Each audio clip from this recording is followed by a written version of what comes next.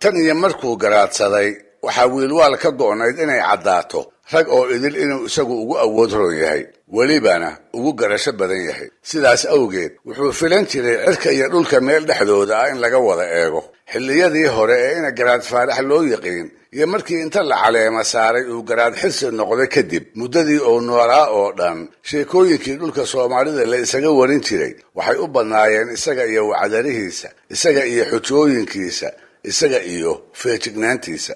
wuxuu ahaa nin si aada u rumaysan hubka wax la isaga rabo oo qurihi inuu yahay waxa awoodda lagu xagsan karo ee dadweynaha uu u taliyo uu ruuxa madaxda ahi tiisa ku yeelsiin karo. wuxuu ahaa badbaadada noloshiisa nin aan cidna ku hadlayn oo dadka wixii gacal u ah iyo wixii aan u ahaynba isku si isaga ilaaliya. qalabkiisa dagaalka ayuu dhab u aaminsanaa, naftiisa iyo boqortooyadiisa labadabana isaga ayuu gaashaan uga dhigtay. arrintaana waxaa loo heli karaa tusaalayaal fara badan. madaxdaygase waxaa ugu darayd wiilwaal iyo wadaaddo dhacdadii la baxday, taasoo aynu ka garan karayno meeshii fogayd ee qalabka dagaalku uu kaga yeelay. waxaa la yidhi maalin maalmaha ka mid a ayuu aqaladiisa wuxuu ku marti sooray wadaaddo dhowr iyo 10 ah oo ka tirsanaa dadkii uu u talin jiray iyo qaar degmada dool ku yimid labadaba. aqoonta diinta oo ay ka sinaayeen ka sokow waxaa ku jiray qaar xaaje hebel loogu yeero oo taa awgeedna si weyn ay bulshadu ugu maamuusi jirtay. si wanaagsan iyo sidii nin garaada lagu yiqiin ayuu u sooray. laba intuu u fariisiyey ayuu ka dhargiyey hilbihii wanka oo qaarba si gooni ah loogu wanaajiyey.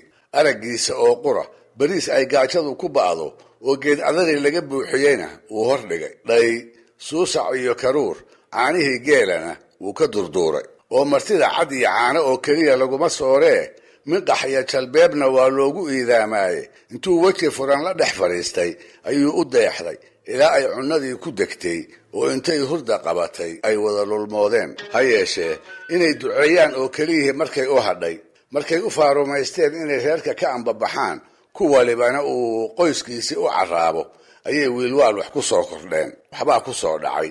hadal kale oo dhan intuu si kadiisa u joojiyey ayuu wadaadadii dabin ku dhaygaga. wuxuu arkay samaley warmale inay wada yihiinoo aan lagu arag mid keliya oo haysta waran ama seef ama ableytoona. markaas buu intuu ka yaabay kula soo booday su'aal aanay filanayn weligoodna aan cid kala haybin. wuxuu ku yidhi, oo wadaadow, wax la isweydiiyaa ma xumee, horta qalabkiinnii dagaalku mee? haddiise la idinsoo maago yaa dadka idinka celinaya? midkood baa kolkaa af carbeed ugu jawaabay oo ku yidhi, naxnu mutawakiluun cala allah, oo uu ula jeeday annagu eebbe ayaanu tala saaranaayoo cidna kama baqno. dabadeedna iyagii oo aan weli halkoodii ka kicin ayuu wiilwaal aqalkii dibadda uga baxay. in yar hadduu ka maqnaa oo uu ku soo noqdayna waxay ka maqleen wax ay la wareereen. wuxuu ku yidhi, awyaalow, intii aan idinka maqnaa waxaan sabada la taagnaa xidiga sheeg waxyaqaan ah, aniguna aan ku kalsoonahay. wuxuu ii sheegay in naftaydu ay halis ku jirto oo dhibaato aan ka soo waaqsi lahayn ay igu dhacayso haddii aanan dilin wadaadadiinna halkan fadhiya midkood. kolka si aanan dhammaantiin idiin warjeefin waxaa ila habboon inaad iska soo saartaan wadaadkii aan gowrici lahaa.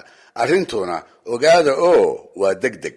haddiiba wadaad ka mid ah ayay soo muquuniyeen intay farta ugu fiiqeen. kii oo argagaxsan buu sidii ari iideed intuu dhegta u soo qabsaday dibadda ula soo baxay oo wax ma yeeline aqaladiisa midkood dhex fadhiisiyey. isla markiibana tooraydiisii intuu galka kala soo baxay ayuu sabeen meelaha taagneyd ku gowracay. isaga oo tooraydii gacanta ku haysta, dhiigguna uu ka tifiq leeyahay, ayuu wadaadadii ula galay. markaas buu ku yidhi, awyaalow, xidiga sheeggii wuxuu haddana igu yidhi waa inaad wadaad labaadna gowracdaa, haddii kale badbaadi maysid. kolka waxaan idinka rabaa. hadalkii oo aan weli afkiisa ka soo dhammaan ayay sidii loo gadooday dhagax yidhaahdeen. naftaa macaane iliddii uu ku hortaagnaa ayay isku buurteen, iyaga oo kutubtiina gooshii kaga tegey, kabihiisii mid iladayna aan lagu arag. argagax baa dhammeeyee ku waliba hortiisa ayuu u cararay, isaga oo aan garanayn halkay caguhu ku simi doonaan. sii cararaanba markuu istusay inay xuurto la dhaqaaqi la'yihiin oo qorraxdiina ay baalka sii dhiganayso ayuu wiilwaal wuxuu ka daba diray dhallinyaro fardooley ah oo reerka ku soo celisa. kuwaas ayaa midba meel ka soo helay, iyaga oo ka dhaadhiciyey garaadku inaanu wadaadkii hore dilin iyagana dili doonine uu arrinta xujo uga dan lahaa, xujo uu ku muujinayay in qalabka dagaalku uu ragga lama horaan u yahay, hadduu wadaad yahay iyo hadduu waranla yahay labadaba. iyaga oo cagamurux la ildaran asii dhagadhan ayaa aqalkii garaadka lasoo hordhoobay. dabadeed markay daal tirteen oo ay dadadii ka ba'dayna wuxuu ka wada simay deeq fara badanoo wuxuu ku markaday ay ku iloobeen. wadaad haddaba culimmadii maalintaa ku jiray oo ay muuqato in tusaalihii garaadku uu ku duxay ayaa waayadii dambe waxaa la arki jiray mar walba isaga oo gacanta midige waran deelaysan ku wata, isla markaasna kitaabka qur-aanka ahi uu garabka uga laalaado. maalin dambe ayaa ina dhallinyari wuxuu ku yidhi, awgayow labadaani ismaba lehee maxaad u wada sidataa, maad mid iska dhigtid? wadaadkiina wuxuu ku jawaabay weer uu inankii la yaabay, asuu wiilwaal madaxa u ruuxi lahaa. waa weedhii ahayd, maandhow kitaabkana eebbaan u sitaa, warankana aadane.